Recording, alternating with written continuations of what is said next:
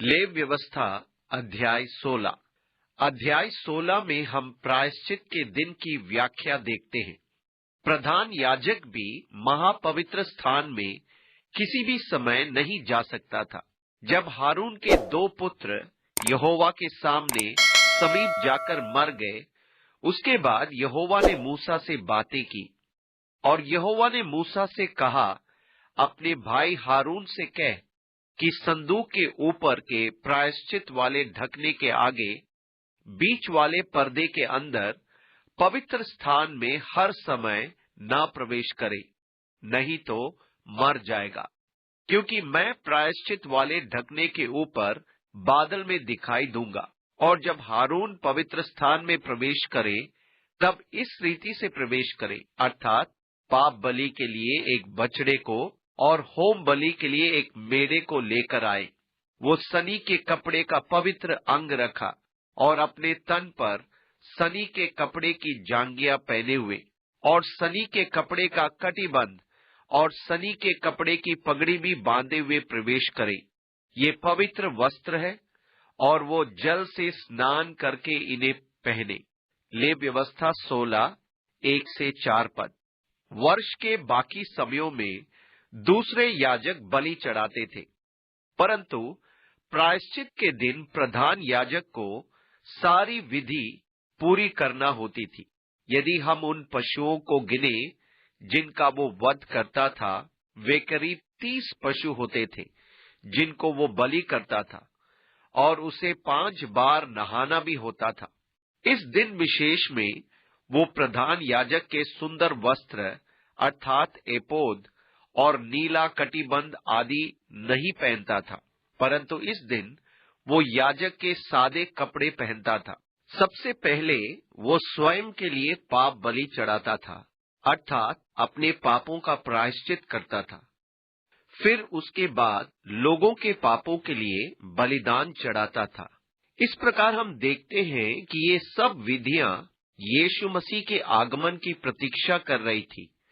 अतः ये सभी बातें अति सुंदर प्रतीक थी, परंतु यहाँ एक ही अंतर है कि याजक अपने प्रायश्चित के लिए बलि चढ़ाता था, जो मसीह यीशु के लिए आवश्यक नहीं था। यीशु को पाप बलि चढ़ाने की आवश्यकता नहीं थी, क्योंकि वो पाप रहित था। मसीह हमारा महायाजक है। उसने स्वर्ग में प्रवेश किया, जिसका नमूना पृथ्वी पर का मंडप था। बकरियों के लहू के द्वारा नहीं, परंतु अपने लहू के द्वारा। उसके लिए ये वार्षिक कार्य नहीं था जैसा महायाजक करता था, परंतु यीशु एक ही बार सदा के लिए बलि होकर पिता की दाहिनी ओर जा बैठा, जब तक कि उसके शत्रु उसके पैरों की चौकी न बन जाए। परंतु प्रायश्चित के दिन तक हारून के कार्य हमारे प्रधान याजक मसीह के समानांतर सांकेतिक थे। उसने भीतर जाकर परमेश्वर के सन्मुख हमारे लिए बलि चढ़ाई। पुराने नियम की बलियों के बारे में चर्चा करते थे।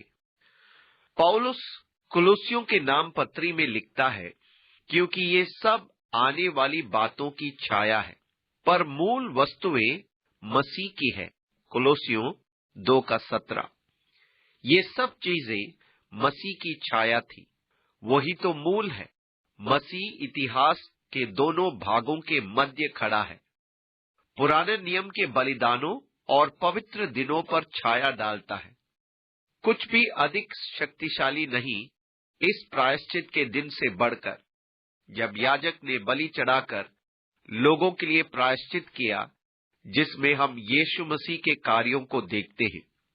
वहां 2 बकरियां लाई जाती थी और महायाजक हारून दोनों बकरियों को लेकर चिट्ठी डालकर एक परमेश्वर के लिए और दूसरी अजाजेल के लिए चुनता था।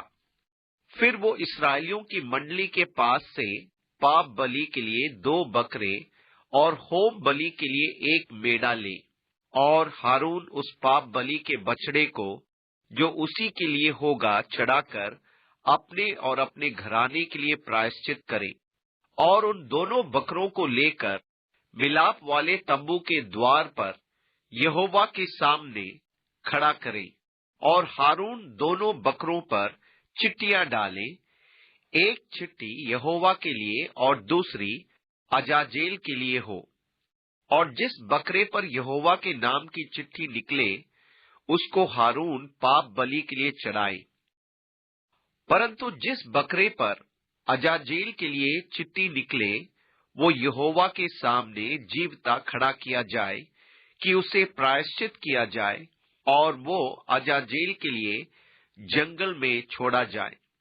और हारून उस पाप बलि के बछड़े को जो उसी के लिए होगा समीप ले आए और उसको बलिदान करके अपने और अपने घराने के लिए प्रायश्चित करे। और जो वेदी यहोवा के सम्मुख है उस पर के जलते हुए कोयलों से भरे हुए धूपदान को लेकर और अपनी दोनों मुट्ठियों को फूटे हुए सुगंधित धूप से भरकर बीच वाले पर्दे के भीतर ले आकर, तब वो बछड़े के लहू में से कुछ लेकर पूरब की ओर प्रायश्चित के ढकने के ऊपर अपनी उंगली से छिड़के और फिर उस लहू में से कुछ उंगली के द्वारा उस ढकने के सामने भी 7 बार छिड़क दे। फिर वो उस पाप बलि के बकरे को जो साधारण जनता के लिए होगा बलिदान करके उसके लहू को बीच वाले पर्दे के भीतर ले आए। और जिस प्रकार बछड़े के लहू से उसने किया था ठीक वैसा ही वो बकरे के लहू से भी करे, अर्थात उसको प्रायश्चित के ढकने के ऊपर और उसके सामने छिड़के, और वो इसराइलियों की भांति भांति की अशुद्धता और अपराधों और उनके सब पापों के कारण पवित्र स्थान के लिए प्रायश्चित करे। और मिलाप वाला तंबू जो उनके संग उनकी भांति भांति की अशुद्धता के बीच रहता है उनके लिए भी वो वैसा ही करे। लेव व्यवस्था 16, 5 से 12 पद और 14 से 16 पद।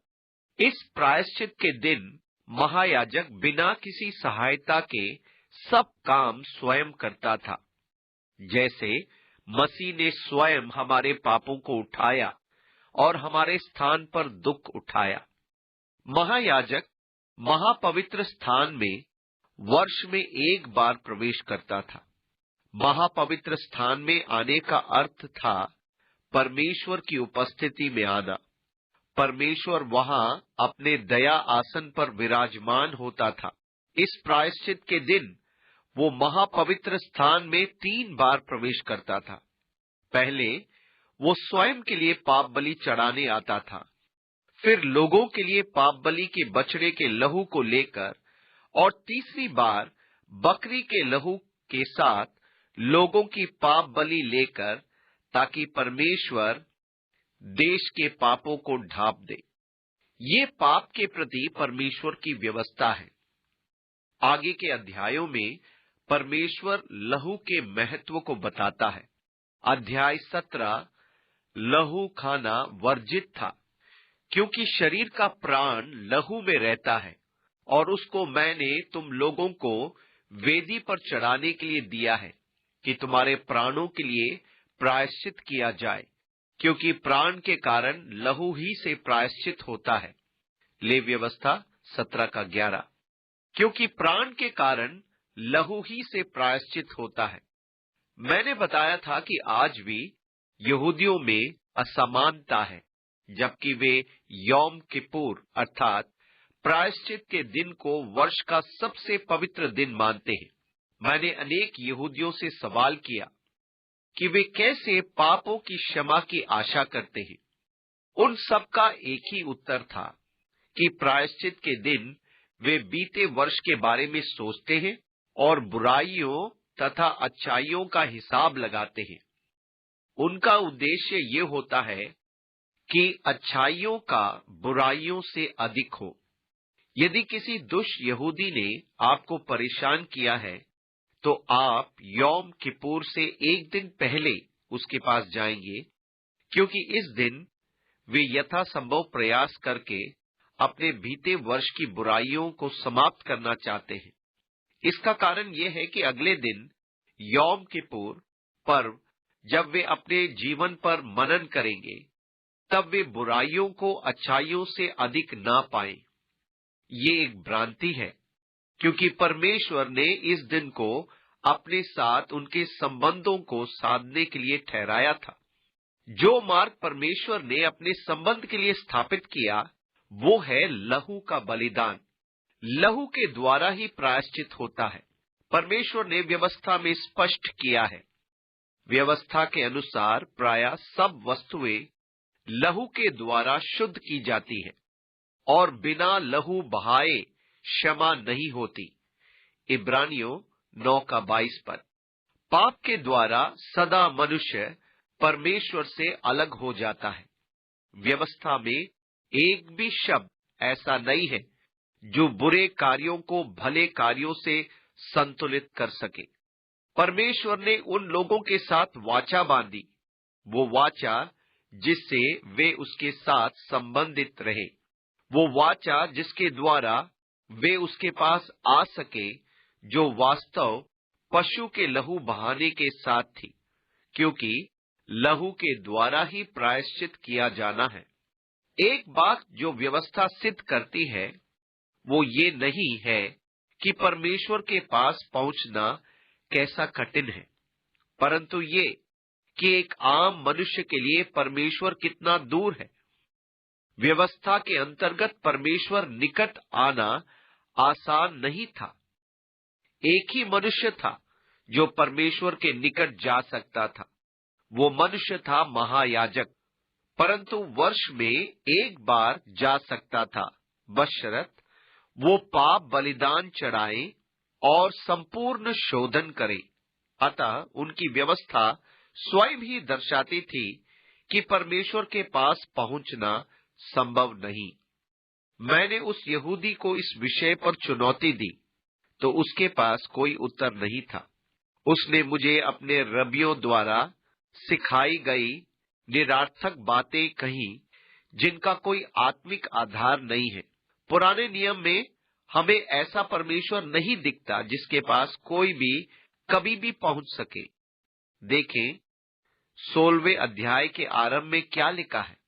जब हारून के 2 पुत्र यहोवा के सामने समीप जाकर मर गए, उसके बाद यहोवा ने मूसा से बातें की और यहोवा ने मूसा से कहा, अपने भाई हारून से कह कि संदूक के ऊपर के प्रायश्चित वाले ढकने के आगे पवित्र स्थान में हर समय ना प्रवेश करे। तुम किसी भी समय यहां नहीं आ सकते। तुम वर्ष में एक बार ही आ सकते हो, और वे भी सारी विधियां जो परमेश्वर ने ठहराई है पूरी करने के बाद। यदि परमेश्वर के समीप पहुंचना कठिन था, तब यहूदियों को ये विचार कैसे आया कि आज परमेश्वर के समीप जाना सहज है? यदि उसके समीप लहू के बलिदान के द्वारा ही पहुंचा जा सकता है, तो वे ये कैसे सोच सकते हैं कि वो अपने कार्यों के द्वारा वहां पहुंच सकते हैं? जब भी परमेश्वर का वचन कहता है, हमारे सारे कार्य परमेश्वर की नजर में मैले चित्रों के समान है।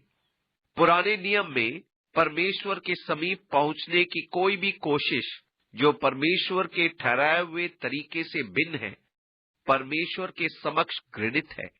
इसलिए वे अपने ही धर्म ग्रंथ में सच्चे नहीं हैं। परमेश्वर के मार्ग को त्याग कर उन्होंने अपनी धार्मिकता अपने कामों के द्वारा स्थापित करनी चाहिए।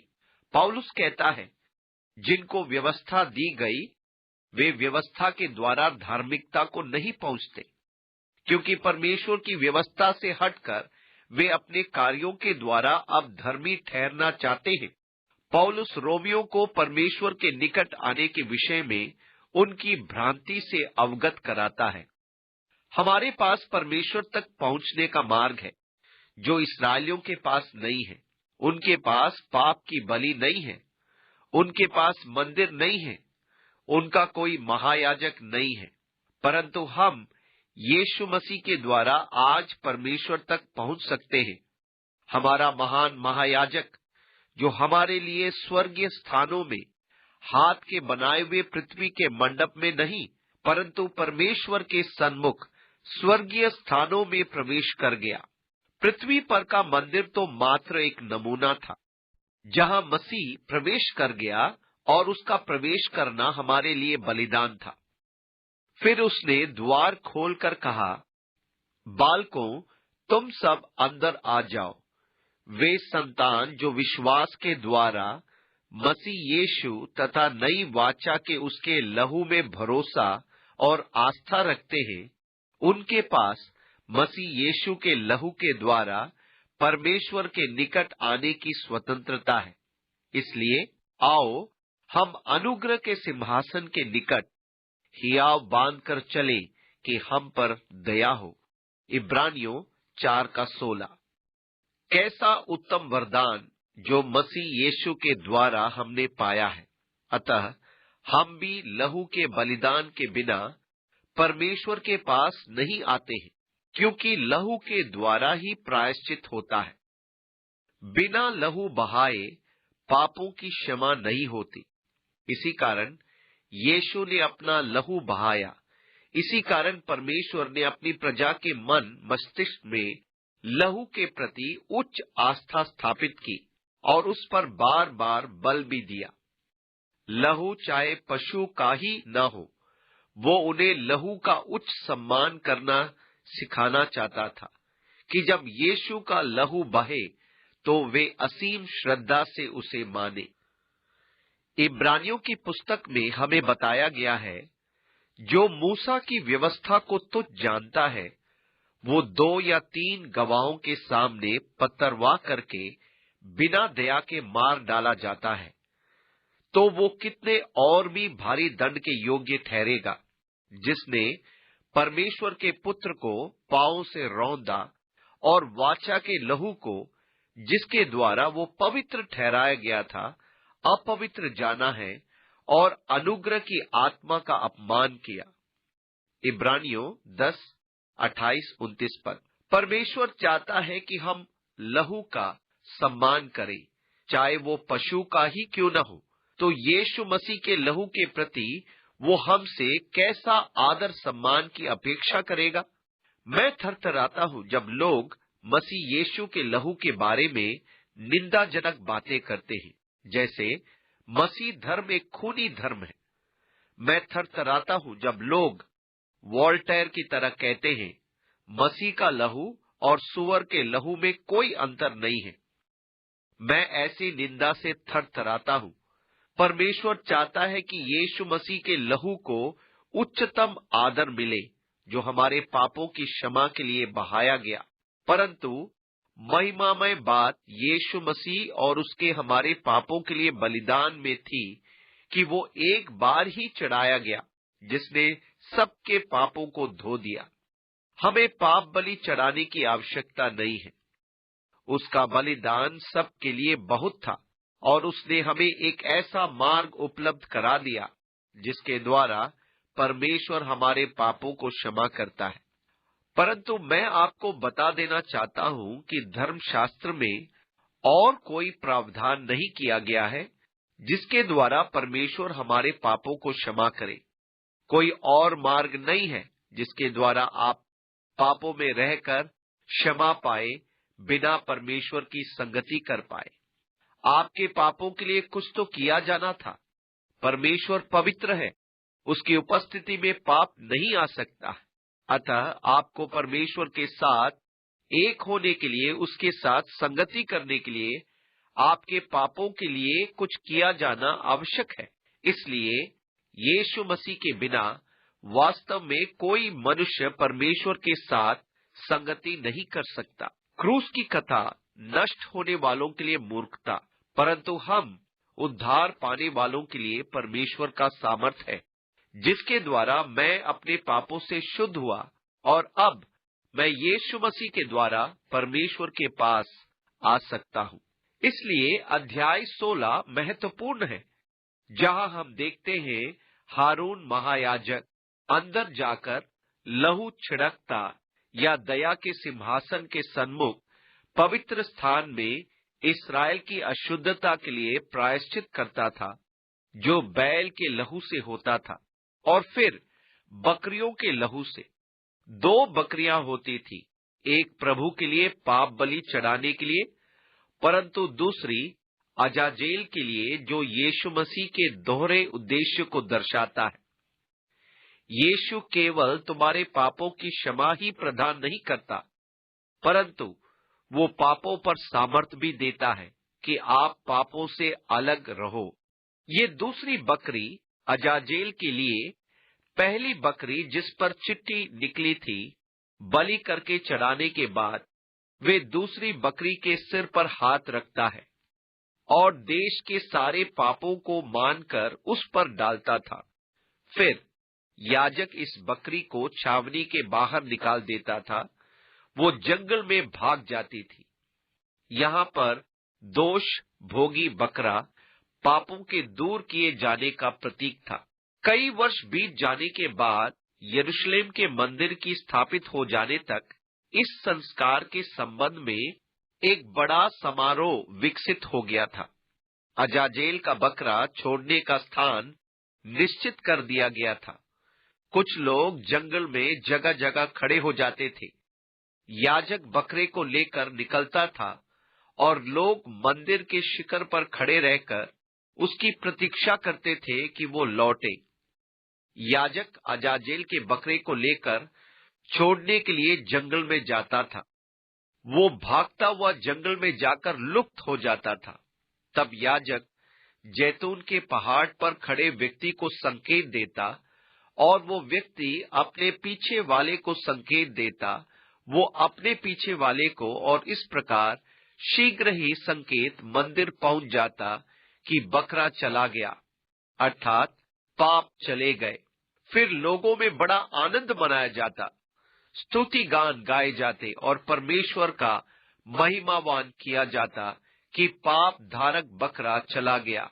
मैं उस महान आनंद के बारे में सोचता हूँ जब मुझे ये बोध होता है कि हमारे पाप धुल गए, मसीह उन्हें अपने ऊपर लेकर चला गया और वो हमें पापों पर विजय एवं सामर्थ प्रदान करता है।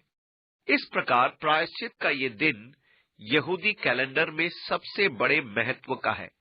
इस पर ध्यान देना और मसीह यीशु से इसकी तुलना करना उत्तम ही है।